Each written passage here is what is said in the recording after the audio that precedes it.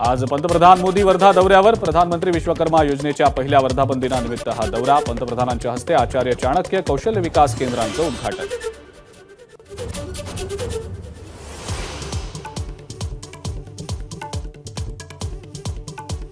पंतप्रधानांच्या हस्ते अमरावती टेक्सटाईल पार्कचं भूमिपूजन तसंच पुण्यश्लोक अहिल्यादेवी होळकर महिला स्टार्टअप योजनेचाही शुभारंभ।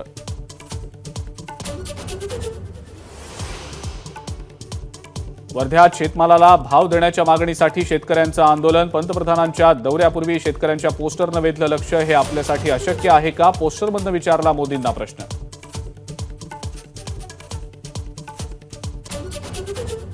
पंतप्रधान मोदी विमानानं नागपुरातनं वर्ध्याला जाणार। सुरक्षेच्या कारणास्तव पोलिसांकडून नागपूर शहर नो ड्रोन झोन घोषित।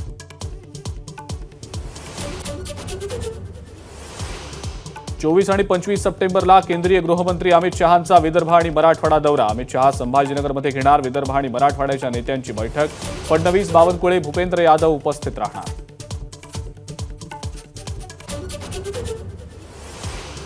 मुंबईमध्ये आज महाविकास आघाडीची बैठक। जागेचा तिढा सोडवण्यासाठी ही बैठक पार पडणार।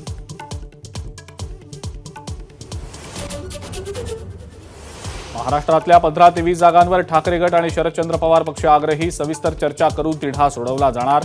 सूत्रांची माहिती तर काँग्रेससोबत आज संयुक्त महाविकास आघाडीची बैठक पार पडणार। महायुतीच्या जागा वाटपाचा फॉर्म्युला 4 ते 5 दिवसात जाहीर केला जाईल। शिवसेनेचे आमदार संजय शिरसाट यांची माहिती। महायुतीचे नेते जागा वाटप जाहीर करतील, शिरसाटांचं वक्तव्य।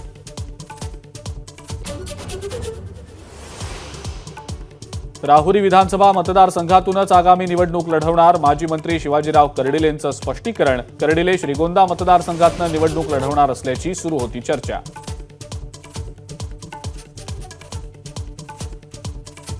मुंबई विद्यापीठाच्या सिनेट निवडणुका 22 सप्टेंबरला। 28 उमेदवारांसाठी 13,406 मतदार मतदान करणार। 38 मतदान केंद्र आणि 64 बूथवर मतदान पार पडणार।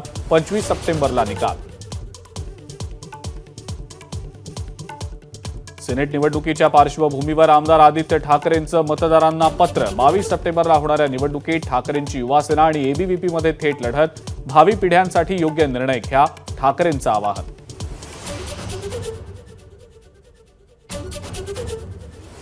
दोन 2022चा हिशोब 2024 मध्ये पूर्ण करू। संजय पांडे यांच्या काँग्रेस प्रवेशानंतर भाजप नेते मोहित कंबोज यांचं थेट आव्हान।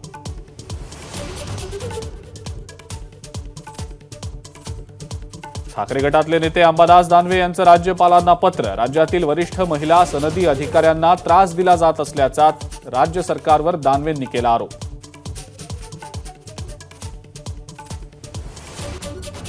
दिल्लीमध्ये होणाऱ्या मराठी साहित्य संमेलनाच्या बोधचिन्हाची राज ठाकरेंकडून निवड। मंथन स्कूल ऑफ क्रिएटिव्हिटी अँड आर्ट्सचे प्रसाद गवळी यांच्या बोधचिन्हाची अंतिम निवड।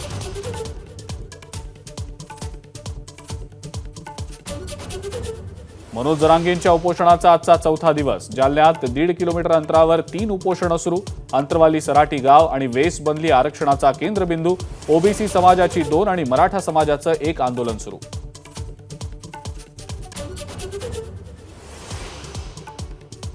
मनोज जरांगेंची प्रकृती खालावली, मात्र उपचार घेण्यास जरांगेंचा नकार। जिल्हा आरोग्य अधिकारी यांच्याकडून उपचार घेण्याची विनंती।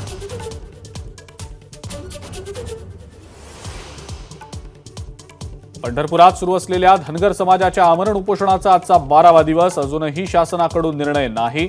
संध्याकाळी राज्यातील सर्वपक्षीय धनगर समाजाचे नेते, पदाधिकारी आणि कार्यकर्त्यांची उपोषणस्थळी बैठक।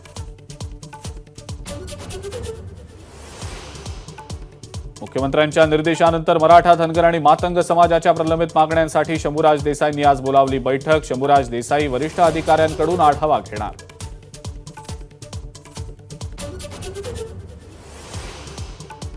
ऐरोलीतील 80 एकर भूखंड उद्योगपतींच्या घशात जाऊ देणार नाही। शहरातील तज्ज्ञ लोकांचे अभिप्राय घेऊनच पुढचं पाऊल टाकणार।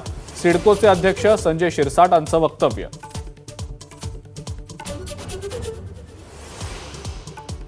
भरत गोगावलेंना एसटी महामंडळाचं अध्यक्षपद देण्यात तांत्रिक अडचण। परिवहन मंत्रीच एसटी महामंडळाचा अध्यक्ष असणार, हा नियम बदलावा लागणार।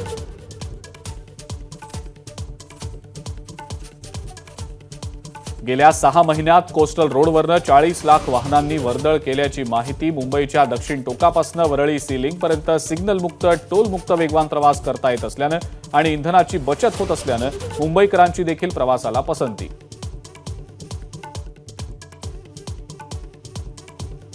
पुणे विमानतळावरनं 2 नवीन आंतरराष्ट्रीय विमानसेवा सुरू होणार. पुणे ते दुबई आणि पुणे ते बँकॉक अशी आंतरराष्ट्रीय विमानसेवा 27 ऑक्टोबरपासून सुरू होणार.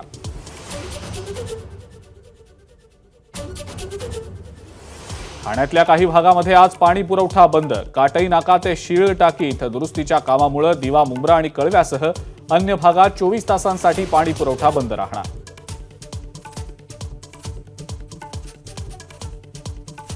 भारतामध्ये आजपासून आयफोन 16ची विक्री. मुंबईत आयफोन 16 खरेदी करण्यासाठी ॲपल स्टोअर बाहेर पहाटेपासूनच ग्राहकांच्या रांगा.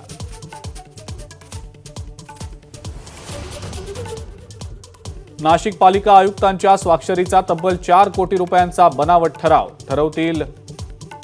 ठरावातील काही त्रुटी आढळल्यानं बनावट ठराव असल्याचं जिल्हाधिकारी कार्यालयाच्या निदर्शनास.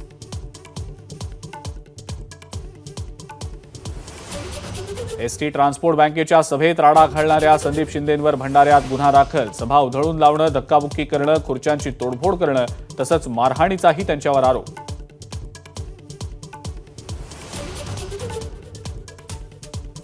मालेगावात विविध गुन्ह्यातील 9 जणांची टोळी जेरबंद. स्थानिक गुन्हे शाखेची कारवाई. मालेगाव शहर आणि पोलिसांकडनं 10 चोऱ्यांची उकल. आरोपींकडनं पिस्तूल, तलवार, कोयता, चाकूसह 24 लाखांचा मुद्देमाल जप्त.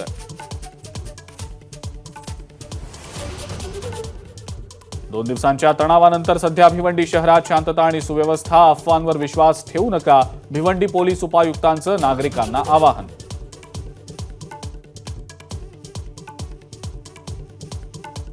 नंदुरबार शहरात ईदचा जुलूस सुरू असताना काल 2 गटात राडा. वादानंतर पोलिसांकडून आरोपींची धरपकड. विशेष पोलीस महानिरीक्षक कराळेंचं नागरिकांना शांततेचं आवाहन. गणपती विसर्जन मिरवणुकीमध्ये फटाक्यांच्या आतषबाजीमुळे भाजल्यानं 11 महिला जखमी. नागपूरच्या उमरेडमधली घटना. जखमी महिलांवर सरकारी रुग्णालयात उपचार सुरू. मुंबईतील सलमान खानच्या निवासस्थानाबाहेरची सुरक्षा व्यवस्था वाढवली. सलमान खानचे वडील सलीम खान यांना मिळालेल्या धमकीनंतर गॅलेक्सी अपार्टमेंट बाहेर पोलीस सुरक्षेत वाढ.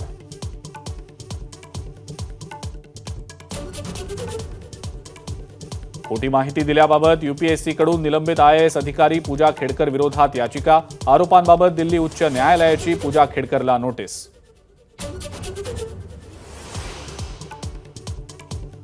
पुण्यातल्या गोखले इन्स्टिट्यूटच्या कुलगुरू पदावरनं हटवल्यानंतर अजित रानडेंची हायकोर्टात धाव. पदावरनं हटवण्याची पद्धत आणि कारणं चुकीची असल्याचा रानडेंचा दावा. सुनावणी होईपर्यंत पदावरून न हटवण्याचे हायकोर्टाचे निर्देश.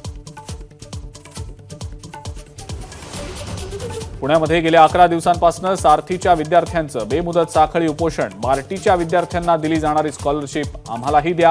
उपोषणकर्त्यांची मागणी.